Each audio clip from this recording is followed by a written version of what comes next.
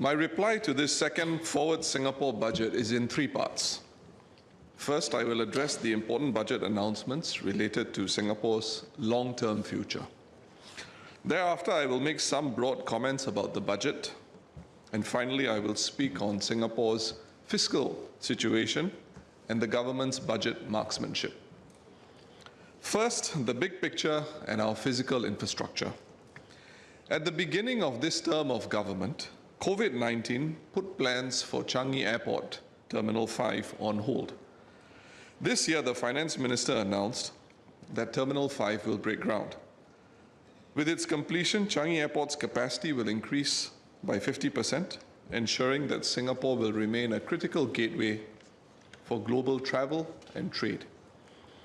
The development of Tuas Port and Singapore's record highs in vessel arrival, tonnage, container throughput, and bunker sales have, in the words of the Finance Minister, reinforced Singapore's role as a leading maritime hub.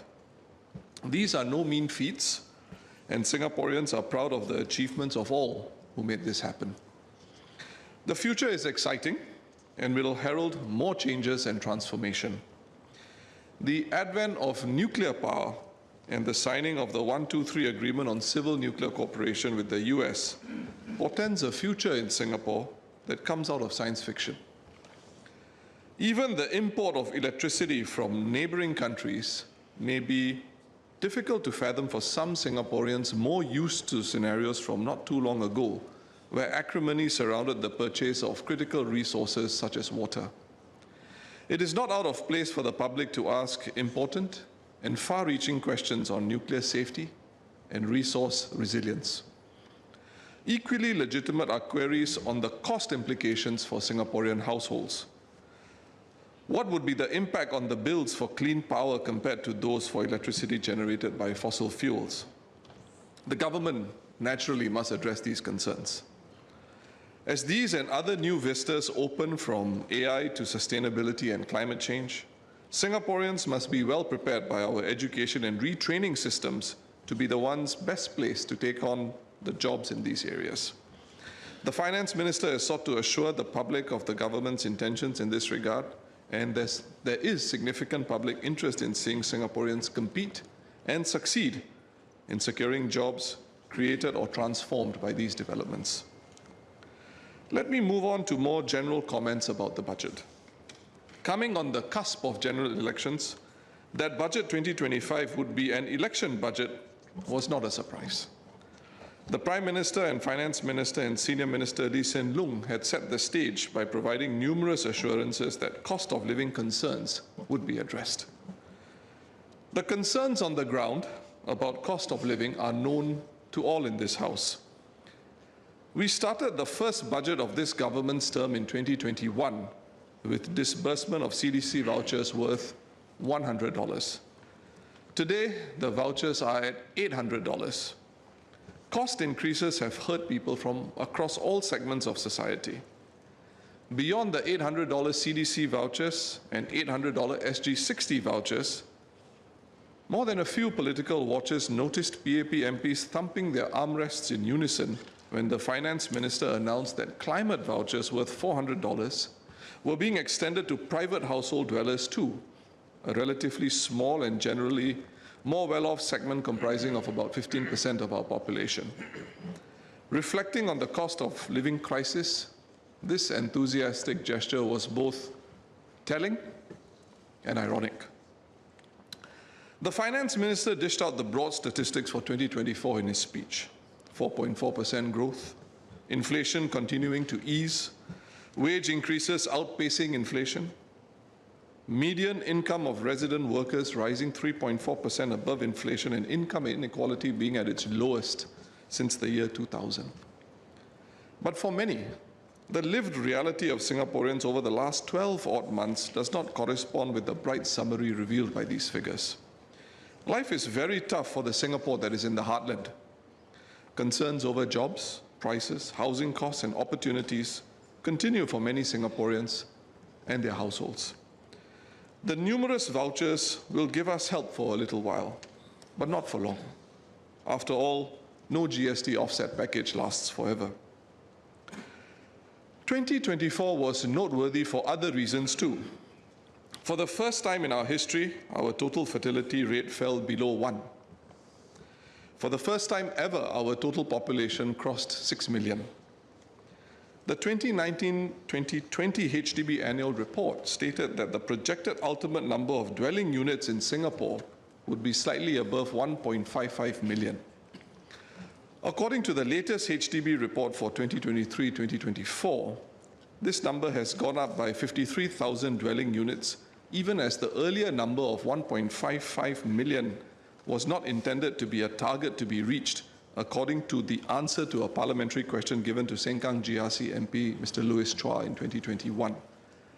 If the ultimate dwelling units number is not a target, on what basis is it moving upwards? For some, these realities make the Singapore of tomorrow a difficult one to imagine, and for others a difficult one to find affinity with. With finite land, other Singaporeans question, in the interests of their children, how many more does the government seek to squeeze in? And what cans are we kicking down the road for future generations of Singaporeans who will live in a far denser city than today? In 2017, it was announced that auxiliary police officers, or APOs, would be hired from Taiwan. And last month, the Ministry of Home Affairs confirmed that it was looking at hiring APOs from China, India, the Philippines, and Myanmar. A few days ago, it was announced that the Singapore Civil Defence Force will be looking to hire foreigners as paramedics. With a growing population and a manpower shortage in many areas, it is inevitable that more of such basic manpower needs of our country will go down a similar path. Alongside these recruitments are fears that Singaporeans may face competition from foreigners who apply for some of these jobs which traditionally were filled by Singaporean men and women. Integration and a sense of rootedness will continue to be a major issue in Singapore in the years to come, and no amount of vouchers can make people feel rooted to Singapore. The government is aware of this, and it is no surprise to hear government leaders extolling the importance of unity and integration of foreigners into Singapore society. This issue continues to be a soft underbelly of our society with fault lines that can be easily exploited. Government policy leaves much to be desired. For example, with democratically elected opposition MPs being kept away from new citizens during their citizenship ceremonies by design, ostensibly for political expediency and advantage. Creating a sense of unity in Singapore is a work in progress that is made tougher by the PAP itself when it hamstrings integration efforts with such small-minded and short-sighted policies. Businesses found 2024 tough. More than 3,000 food and beverage businesses closed their doors for good in 2024, citing dwindling business and higher operating costs. This is more than 8 F&B businesses shutting every single day, the highest number since 2005. While there are even more newcomers to the scene, a Channel News Asia report earlier this month identified the entry of cash-rich foreign players prepared to pay higher rents and salaries as a reality of the local F&B scene. 2024 was noteworthy for other reasons too. In business circles, the Johor-Singapore Special Economic Zone, while on the whole received positively, has also raised concerns about the hollowing out of businesses in Singapore, particularly those that serve the Singaporean middle class. Arising from the cost of living crisis, the increase in the cost of basic goods in Singapore leads many Singaporeans to make regular trips across the border to extract a good 30% or more in savings. Services are cheaper in Johor Bahru too, from seeing a dentist to getting a thorough health checkup at a reputable private medical facility. With the JB Singapore Rapid Transit System starting operations in 2026, many businesses will have to seriously review how far they can expect Singaporean or other local customers to continue patronizing them.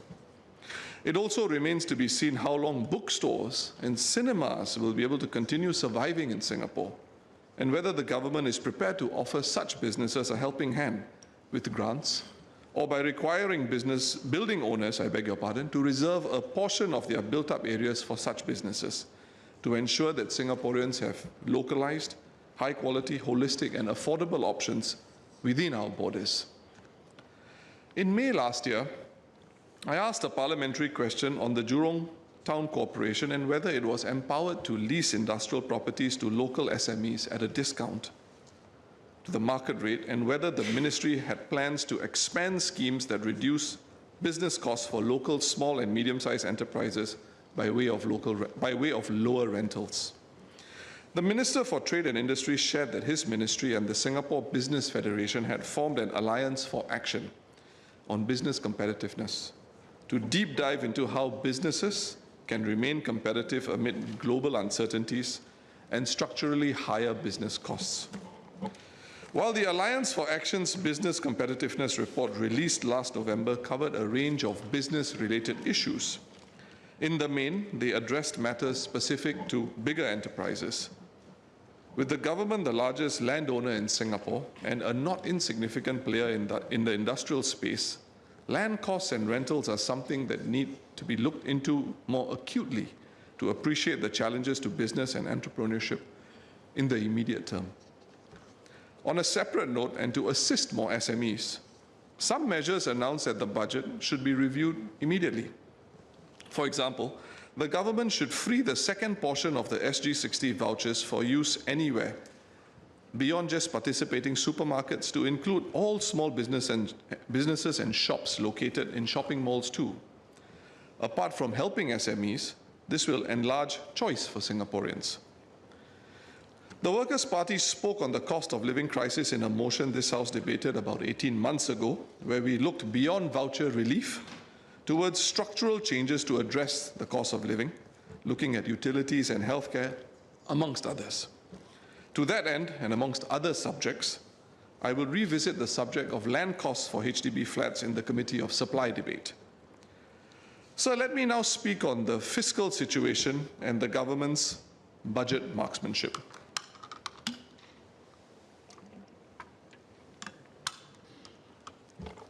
Apart from the goodies that were expected in this budget, it was the fiscal position at the end of the term which raised many eyebrows. The government's exceedingly healthy fiscal position has led many Singaporeans to question why the GST had to be raised in 2023 and 2024. A fiscal surplus of 6.8 billion is projected for the financial year 2025. As for 2024, even after the latest CDC and SG60 voucher program, 2024's fiscal surplus, originally estimated at a healthy $778 million, has been revised massively upwards to $6.4 billion.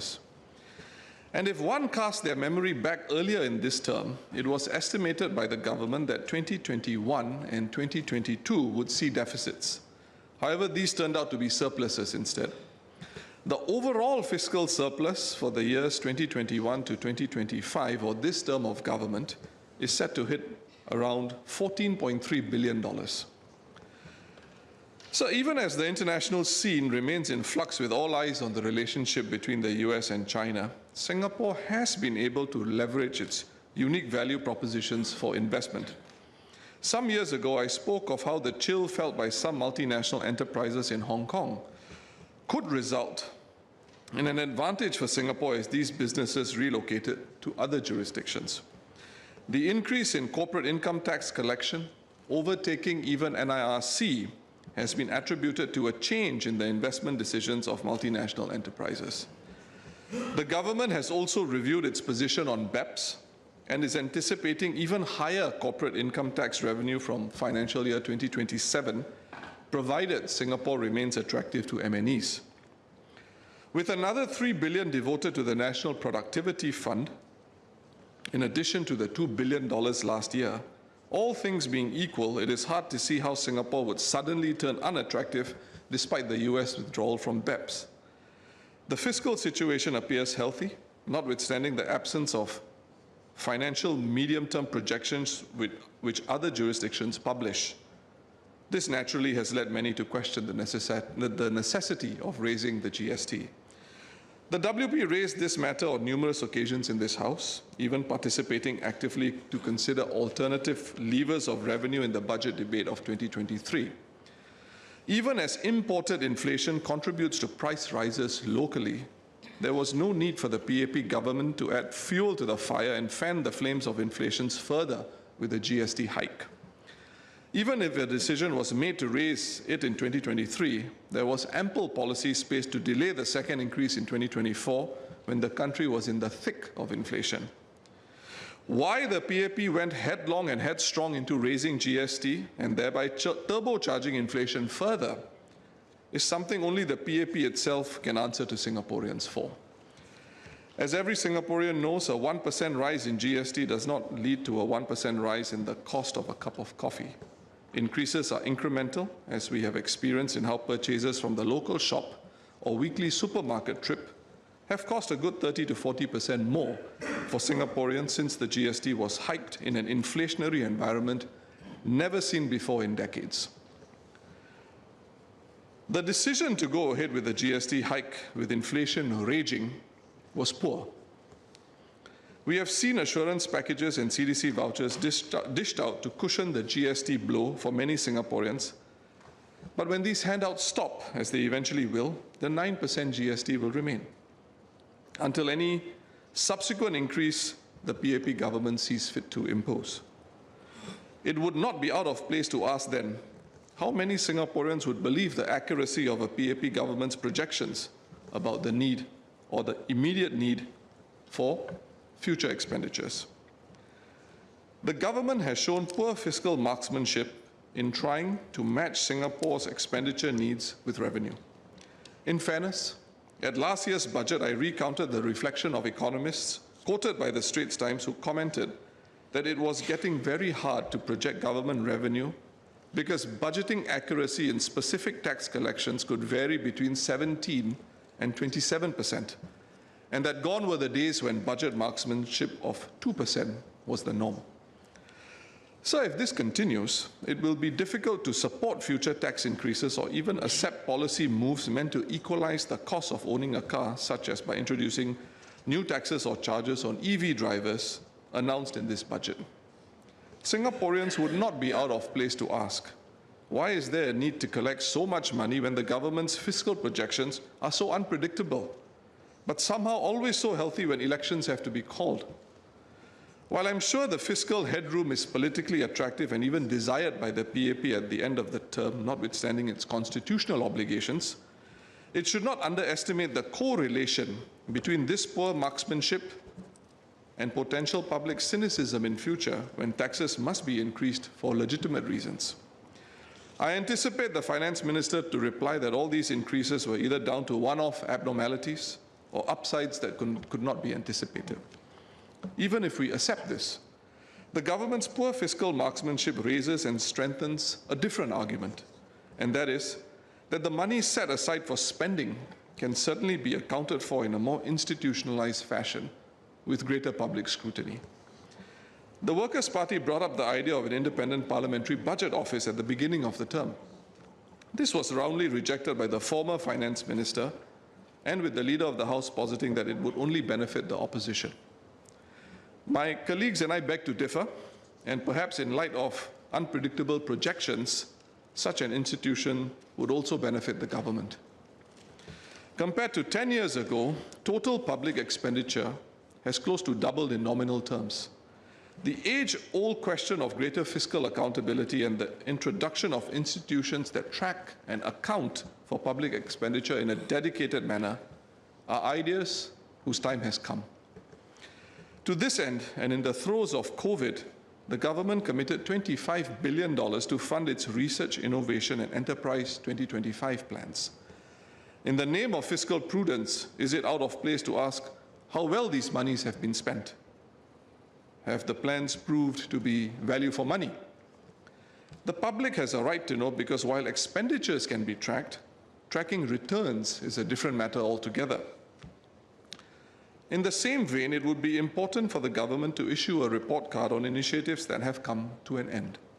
For example, when the Capability Transfer Program was first mooted at Budget 2017, the aim of the program was to improve local foreigner workforce complementarity by facilitating transfer of capabilities from foreigners to locals with the goal of ensuring that there is a sufficient supply of Singaporeans with the requisite job skills. A number of MPs, including myself, have spoken or asked questions about the program during this term of government. I hope to see the Ministry of Finance occasional papers reporting on the outcomes of such initiatives, complete with an impact assessment on jobs and opportunities for Singaporeans. Only then can better alternatives be promulgated and advanced, not just by the opposition, but by ordinary Singaporeans who care about their country and the direction it is headed. As I have said so previously, the new social compact between citizen and state, as flagged by Forward Singapore, demands it. Our social compact would be strengthened by such accountability for public expenditure and programs. This scrutiny would represent a different approach to governance, but it is one that the Workers' Party would opine is the expectation of a participatory society and of the Singapore that is imagined by the Forward Singapore report. In conclusion, Mr. Speaker, I began my speech by talking of infrastructural developments that are taking shape in Singapore in a section titled The Big Picture. They stand to change Singapore for the better. However, there is a bigger picture whose focus has changed even more sharply since the inauguration of the Trump administration. The comments of the Defense Minister at the Munich Security Conference less than a fortnight ago of the US now behaving like a landlord seeking rent and no longer being the force of moral legitimacy that it used to be, portend a world that may not be changing for the better and a security architecture that may have to be reconfigured. Much international media attention was focused on the phrase landlord seeking rent. However, I found the question the Defense Minister put to his audience at the end of the speech more significant. The question was, who, if anyone, any one country or region or bloc, can step in if the US declines to protect the global commons, and how effective and against what resistance? This is even as the 2024 Asian Barometer Survey believed that China far outstrips the US in influence over Asia, and this gap will only widen going forward. This is the perspective of Singaporeans who were surveyed. Only 2 days prior to the minister's speech, the new US Defense Secretary at the Ukraine Defense Contact Group said, in the context of pivoting away from Europe, and I quote, "We also face a peer competitor in the Communist Chinese with the capability and intent to threaten our core national interests in the Indo-Pacific.